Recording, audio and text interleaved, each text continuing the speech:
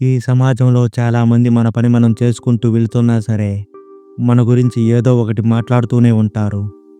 మనం చేస్తున్నది ఎంత మంచి పనైనా సరే, వారు మనల్ని విమర్శించడం మాత్రం మానరు. మరికొందరైతే మనలో దాగి ఉన్న తప్పుల్నే వెతకడమే ఒక పనిగా పెట్టుకుంటారు. కానీ మనం ప్రతి ఒక్కరి మాటల్ని పట్టించుకుంటూ ఉంటే, మనశ్శాంతి మనకు దూరమైపోతుంది. చివరికి జీవితమే బాధాకరంగా మారిపోతుంది. గౌతమ్ బుద్ధుడు కూడా ఇదే విషయాన్ని చాలాసార్లు తన బోధనలో నొక్కి ఒక్కానించాడు. ఆయన మనకు చెప్పిన ఈ బోధనలను బాగా గుర్తుంచుకుంటే జీవితం ఎంతో ప్రశాంతంగా మారిపోయి మనశ్శాంతి దక్కుతుంది. అందులో మొదటిది, ఎదుటి వారి మాటల్ని నువ్వు అస్సలు పట్టించుకోవద్దు. నీ జీవితం అనేది ఎప్పుడూ కూడా నువ్వు తీసుకునే నిర్ణయాలపైన, నువ్వు చేసే సాధనపైనే ఆధారపడి ఉంటుంది. అంతేకాని ఎదుటివారి నోటి మాటలపైన కాదు. ఎవరైనా మిమ్మల్ని హేళన చేస్తే, అవమానిస్తే వాటిని మీరు పట్టించుకోవాలా లేదా అనేది కేవలం మీ మీద మాత్రమే ఆధారపడి ఉంటుంది. ఒకానొక సమయాన గౌతమ్ బుద్ధుని ఒక వ్యక్తి తన మాటలతో ఎంతో అవమానిస్తాడు. బుద్ధుని ముఖంపై ఉమ్మి వేస్తాడు. అయినా సరే బుద్ధుడు ఆ మాటలకు, ఆ చేష్టలకు ఏమాత్రం చెలించడు. మౌనంగా చిరునవ్వు నవ్వుతూ కూర్చుంటాడు. గౌతమ్ బుద్ధుడు అలా ఉండడాన్ని గమనించిన శిష్యులు, గ్రామస్తులు ఎంతగానో ఆశ్చర్యపోతారు. అవమానించిన వ్యక్తి కూడా గౌతమ్ బుద్ధుని చూస్తూ అలాగే ఆశ్చర్యంతో నిలబడిపోతాడు. అప్పుడు గౌతమ్ బుద్ధుడు ఆ వ్యక్తిని ఇలా ప్రశ్నిస్తాడు, నీవు నాకు ఏదైనా ఒక వస్తువునిచ్చినట్లయితే దాన్ని నేను స్వీకరించకపోతే ఏమవుతుంది అని అడుగుతాడు. అందుకు ఆ వ్యక్తి, ఏమవుతుంది, అది నా దగ్గరే ఉండిపోతుంది అని అంటాడు. ఇప్పుడు నువ్వు చేసిన ఈ పనిని కూడా నేను స్వీకరించడం లేదు, కాబట్టి అవి నన్ను ఏమాత్రం బాధ పెట్టవు. వాటిని నీ వద్దే ఉంచుకో. నాకు కేవలం కాస్తంత భిక్ష మాత్రమే ఇవ్వు అని అంటాడు. గౌతమ్ బుద్ధుని మాటలు విన్న ఆ వ్యక్తికి ఎంతో పశ్చాత్తాపం కలుగుతుంది. అలాగే మనం కూడా మన జీవితంలో ఎదుటివారి మాటల్ని పట్టించుకుంటే మన మనశ్శాంతి మనకు దూరమైపోతుంది. కోపం, ఆవేశం కలుగుతాయి. దాని వలన మొదటగా నష్టపోయేది మనమే, ఎదుటివారు ఏమాత్రం కాదు. జీవితంలో మీ లక్ష్యం ఏమిటో, మీ మార్గం ఏమిటో మీకు మాత్రమే తెలుసు. అందరి మాటల్ని పట్టించుకుంటూ అక్కడే కూర్చుండిపోతే నువ్వు ఎప్పటికీ ఎన్నటికీ గమ్యాన్ని చేరలేవు. అందుకే నువ్వు నీ గమ్యం చేరేంత వరకు వారు అంటున్న మాటల్ని ఏమాత్రం పట్టించుకోకు. వాటికి అసలే నువ్వు ప్రతిస్పందించకు. రెండవది, నీ విలువను నువ్వే గుర్తించు. నువ్వు నీ జీవితంలో ఎన్ని కష్టాలు పడ్డావో, బాధలు పడ్డావో కేవలం నీకు మాత్రమే తెలుసు. ఎంతగా ఓర్చుకున్నావో, మరెంతగా నిన్ను నువ్వు ఓదార్చుకున్నావో, మరెన్నెన్ని కలలు కన్నావో, ఇంకెన్ని పోరాటాలు చేశావో వాటి గురించి పూర్తిగా ఎవరికీ తెలియదు. అటువంటప్పుడు వాళ్ళు నీ విలువను ఎలా సరిగ్గా అంచనా వేయగలరు? ఎవరు నీ గురించి ఏమనుకున్నా కానీ అవి కేవలం వారి అభిప్రాయాలు మాత్రమే.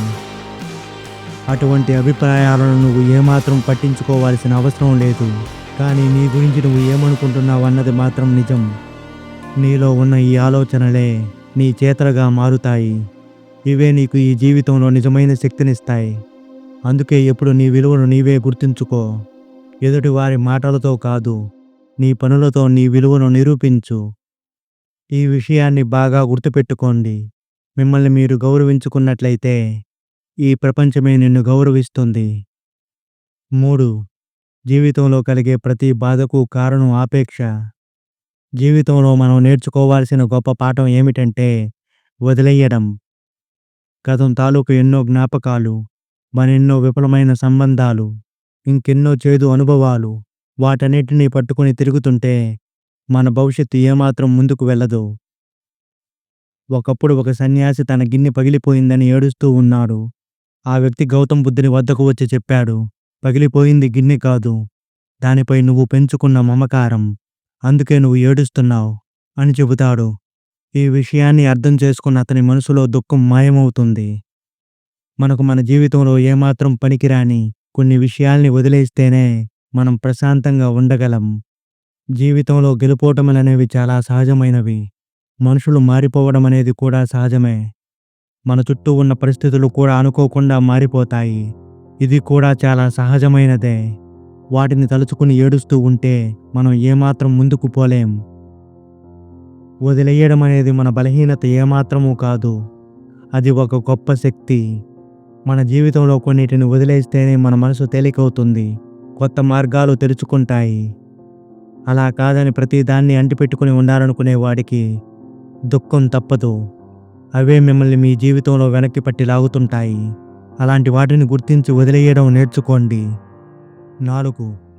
వర్తమానంలో జీవించడం నేర్చుకోండి. గతం నిన్ను వెంబడిస్తుంది. భవిష్యత్తు నిన్ను భయపెడుతుంది. కానీ ప్రస్తుతం నీ చేతిలో ఉన్న ఈ క్షణమే నీ జీవితానికి దిశను చూపుతుంది. గౌతమ్ బుద్ధుడు ఒకానొక సమయాన ఇలా చెబుతాడు, నీ మనస్సు ఎక్కడ ఉందో నీ జీవితం అక్కడే ఉంటుంది. వర్తమానంలో జీవించగలిగిన వాడు ప్రశాంతతను కనుగొంటాడు. గతంలో జరిగిన పొరపాట్లు నీకు ఏమాత్రం శిక్ష కాదు. అవి నీ జీవితాన్ని మార్చుకోవడానికి పాఠాలు మాత్రమే. రేపనేది ఏమాత్రం రూపులేనిది. దాని గురించి అస్సలు భయపడవద్దు. ఈ క్షణం మాత్రమే వాస్తవం. ఈ విషయాన్ని నువ్వు గ్రహించి దాన్ని ఆస్వాదించడం నేర్చుకో. లేదంటే జీవితాన్ని మిస్ అవుతావు. 5. అహంకారం అంటే అజ్ఞానం. నిన్ను నువ్వు తెలుసుకున్న రోజు నిన్ను నువ్వు మార్చుకున్న రోజు అవుతుంది. నీలో ఉన్న అహంకారం మొదట నిన్నే మోసం చేస్తుంది. నేనే గొప్ప, నాకు అన్నీ తెలుసు అనుకునే మనిషి తనలో ఉన్న లోటుపాట్లను గుర్తించలేడు. వినయం అంటే తల వంచడం కాదు, తన అసలు రూపాన్ని తెలుసుకోవడం. ఎందుకంటే అహంకారం అనేది మన కళ్ళు మూసుకుపోయేలా చేస్తుంది. ఆ సమయాన వినయం మన కంటికి వెలుగునిస్తుంది. 6. నీవు చేసే నిరంతరమైన ప్రయత్నమే విజయం. గౌతమ్ బుద్ధుడు ఎక్కువగా తన బోధనల్లో ఈ విషయాన్ని నొక్కి వక్కారిస్తూ ఉంటాడు. నిరంతరం ప్రయత్నించు. ఏది ఏమైనా సరే నీ ప్రయత్నాన్ని ఆపకు. నీవు వెళ్ళే దారిలో ముళ్ళుంటాయి, రాళ్ళుంటాయి. మంచి మనసున్న వాళ్ళు కూడా నిన్ను అర్థం చేసుకోకపోవచ్చు. అయినా సరే నీ ప్రయత్నాన్ని మాత్రం ఎట్టి పరిస్థితుల్లో ఆపవద్దు. చిన్నదైనా సరే రోజు ఒక్కొక్క అడుగు ముందుకు వేస్తూ పో. అది ఒక రోజుకు నీ జీవితాన్నే శాశ్వతంగా మార్చేస్తుంది. సమయం ఆగదు, జీవితం ఆగదు. నువ్వు కూడా ఆగిపోకూడదు. ఏది ఏమైనా సరే నిరంతరమైన ప్రయత్నాన్ని చేయడమే విజయం యొక్క రహస్యం. గౌతమ్ బుద్ధుడు చెప్పిన ఈ జీవిత సత్యాలు మన జీవితాన్ని మార్చుకోవడానికి మార్గదర్శకాలు. జీవితంలో ప్రశాంతత కావాలా? నీ జీవితంలో విజయం కావాలా? అయితే వీటిని కేవలం విని ఊరుకోకండి. వీటిని మీ మనసులోకి బలంగా తీసుకోండి. వాటిని ఆచరించండి. ఎందుకంటే ప్రపంచాన్ని మార్చే ముందు నీ మనసును నువ్వు మార్చుకోగలిగితేనే నిజమైన శాంతి నీదవుతుంది. అప్పుడే నీ జీవితం మారుతుంది. ఈ వీడియోను మీరు ఇంతవరకు చూశారంటే మీకు నచ్చిందనే అర్థం. ఇలాంటి వీడియోలు మన ఛానల్లో చాలానే ఉన్నాయి. కుదిరితే వాటిని కూడా ఒకసారి చూడండి. ఈ వీడియోను లైక్ చేయండి.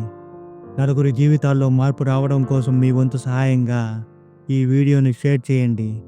మీ జీవితాన్ని కూడా మార్చుకోవాలనుకుంటే ఎస్ అని కామెంట్ చేయండి. ఇలాంటి మరొక అమేజింగ్ వీడియోతో మళ్ళీ కలుద్దాం. ఇట్లు మీ వెంకటేష్.